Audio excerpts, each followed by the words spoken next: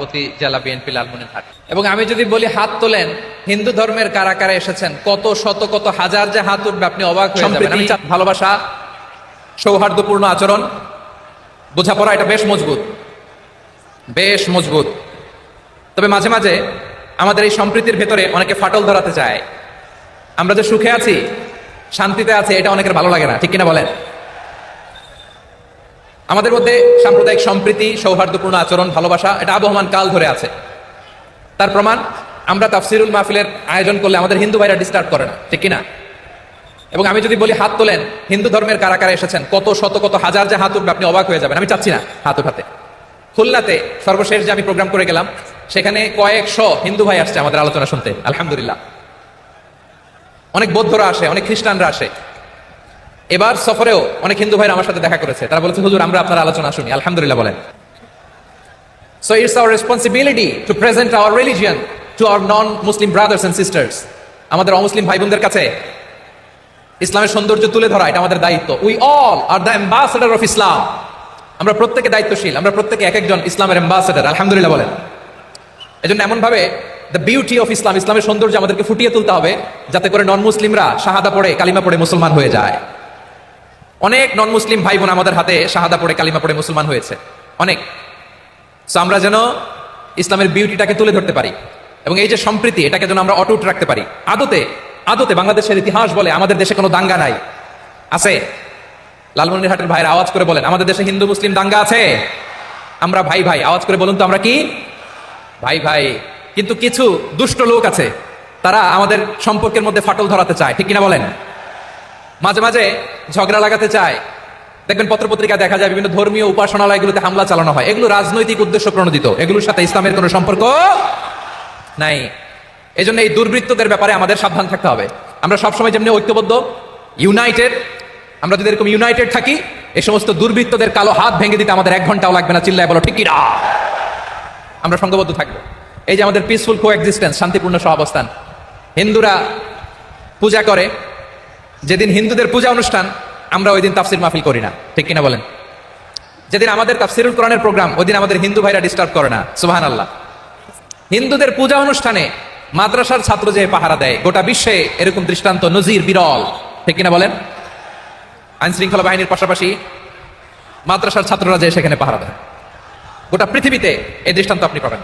মাদ্রাসার ছাত্ররা, তারা তো কোরআনের ধারক, তারা হাদিসের ধারক, তারা কেন মন্দির পাহারা দিবে? এই সম্প্রীতিকে ধরে রাখার জন্য, এই সৌহার্দ্যকে ধরে রাখার জন্য, আমাদের পারস্পরিক ভালোবাসাকে অটুট রাখার জন্য। আওয়াজ করে বলতে হবে ঠিক কিনা? এখন বলেন, আমাদের এই ভালোবাসা অটুট থাক, আমরা চাই কি চাই না? আমরা হিন্দু মুসলিম মিলেমিশে শান্তিপূর্ণ সহাবস্থান, সাম্প্রদায়িক সম্প্রীতি। লালমনিরহাটের ভাইয়ের আওয়াজ করে বলুন, এই সাম্প্রদায়িক সম্প্রীতি আমরা চাই কি চাই না?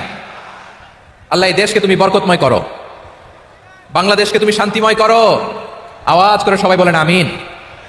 এই জায়গাটাতে সামান্য একটু আওয়াজ হচ্ছিল, এটাও থেমে গেছে, আলহামদুলিল্লাহ আলহামদুলিল্লাহ। এখন একেবারে everything is in my control, মাশাআল্লাহ। ঠিক আছে, আমি মূল আলোচনায় যাই। প্রিয় ভাইরা, আমি বলেছিলাম আমার আলোচনার বিষয় হচ্ছে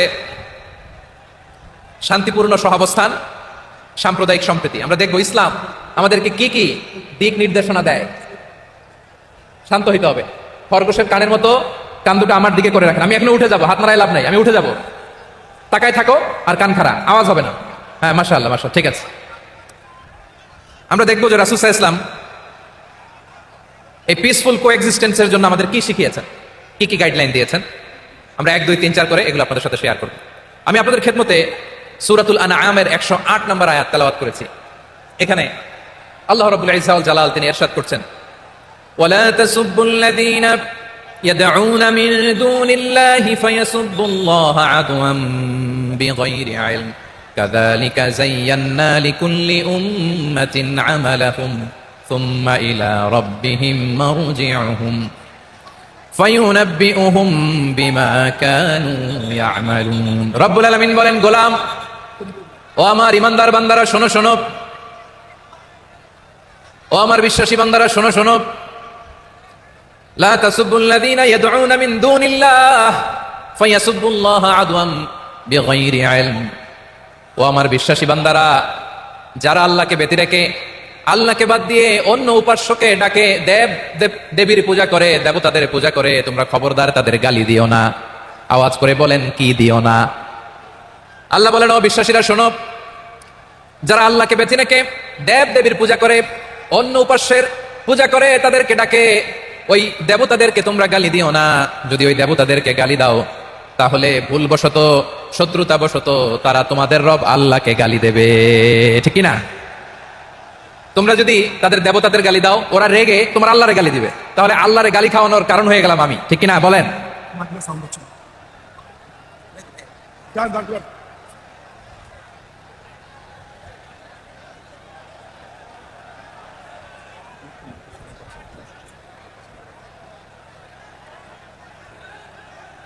সম্মানিত ভাইয়েরা, এত বিশাল প্রোগ্রাম, মাইকের একটা সেট আপ থাকে, তারগুলো অনেক সময় নড়ে যায়, ধাক্কা ধাক্কিতে ডিসপ্লেস হয়, একটু ঝামেলা হবে।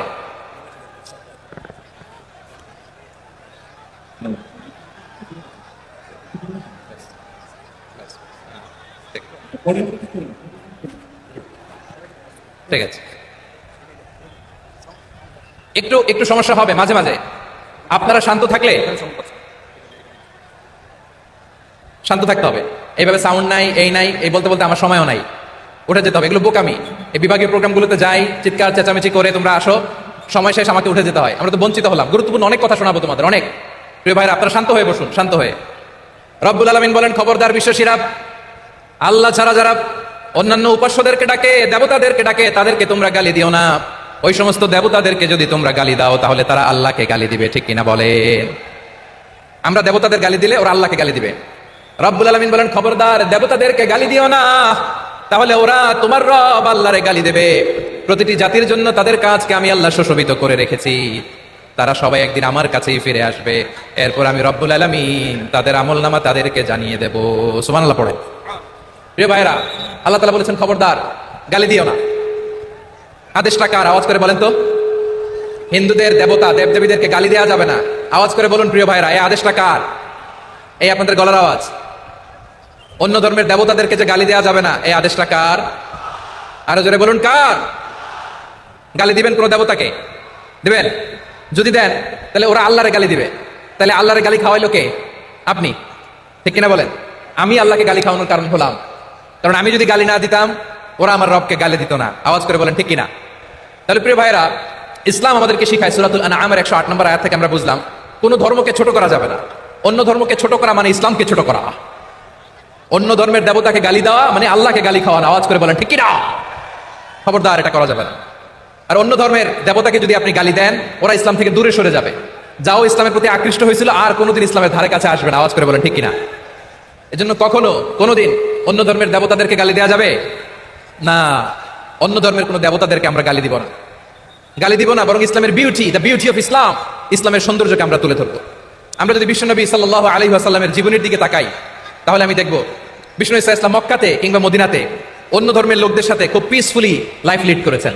হোক মুশরিক, হোক খ্রিস্টান, হোক ইহুদি, বিশ্বনবী সবার সাথে মিলেমিশে ছিলেন। আলহামদুলিল্লাহ বলেন। ইসলাম হচ্ছে পিসফুল রিলিজিয়ান। অন্য ধর্মের প্রতি সহনশীলতার সবক ইসলাম আমাদেরকে দেয়। কিন্তু প্রতিটি মুসলিমের এটা মনে রাখতে হবে, আল্লাহর কাছে পছন্দনীয়, গ্রহণযোগ্য ধর্ম, জীবনাদর্শ একটি, সেটা হচ্ছে ইসলাম। আওয়াজ করে বলেন, সেটা কি? লালমনিরহাটের ভাইরা, আওয়াজ করে বলুন, আল্লাহর কাছে মনোনীত ধর্ম একটি, সেটা কি? এজন্য রব্বুল আলামিন বলেন, ইন্নাদ-দীনা ইনদাল্লাহিল ইসলাম, আল্লাহর কাছে মনোনীত, গ্রহণযোগ্য, অ্যাকসেপ্টেড ধর্ম, মতাদর্শ একটা, সেটা হলো ইসলাম। ইসলাম ছাড়া অন্য কোনো ধর্ম যদি কেউ তালাশ করে, তার ওই ধর্ম আল্লাহ গ্রহণ করবে না।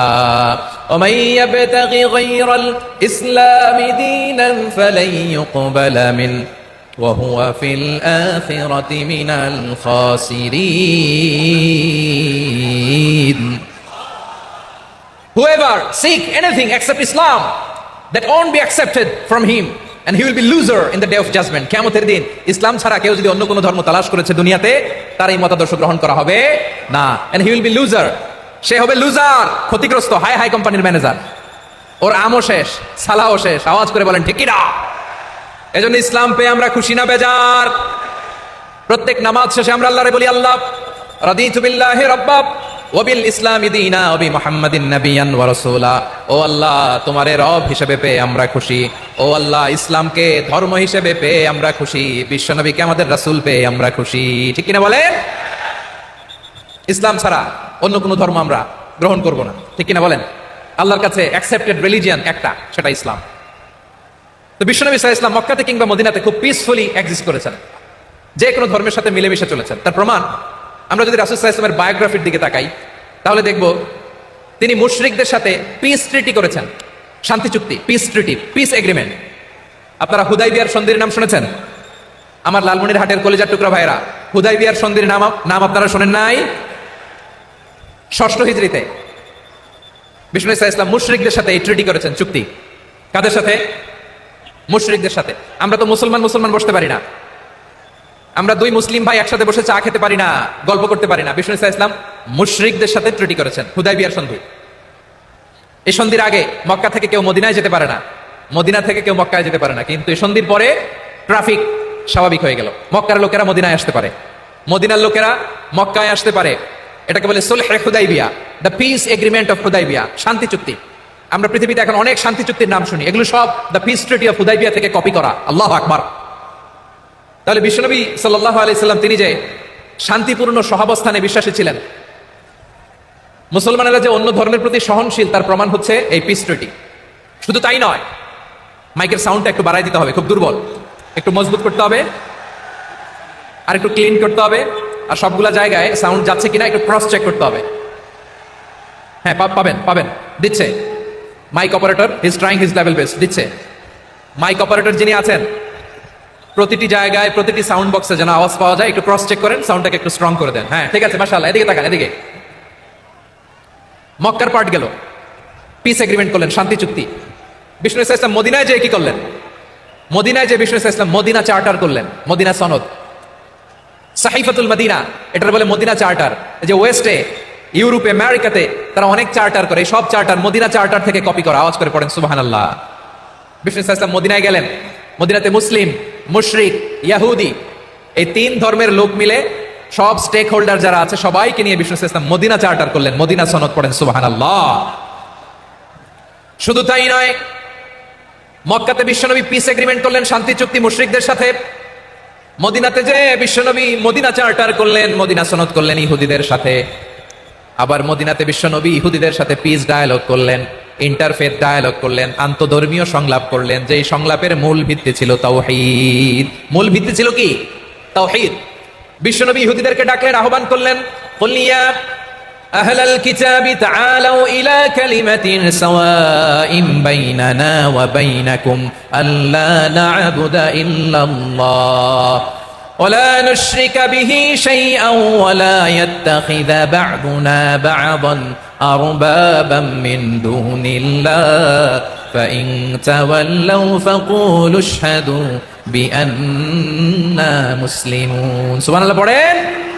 বিশ্বনবী মদিনার ইহুদিদের ডেকে বললেন, ও ইহুদিরা, শোনো, আসো এমন একটা আদর্শের প্রশ্নে আমরা একত্রিত হই, যে আদর্শের প্রচার তোমাদের নবীরাও করেছে, আমিও করি।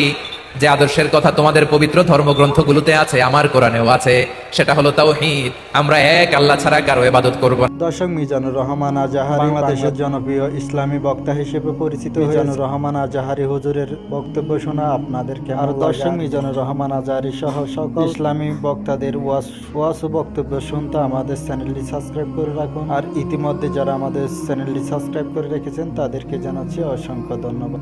দর্শক, ভিডিওটি দেখে আপনাদের কেমন লেগেছে, আপনাদের মতামত কমেন্ট বক্সে জানাতে বলবেন না।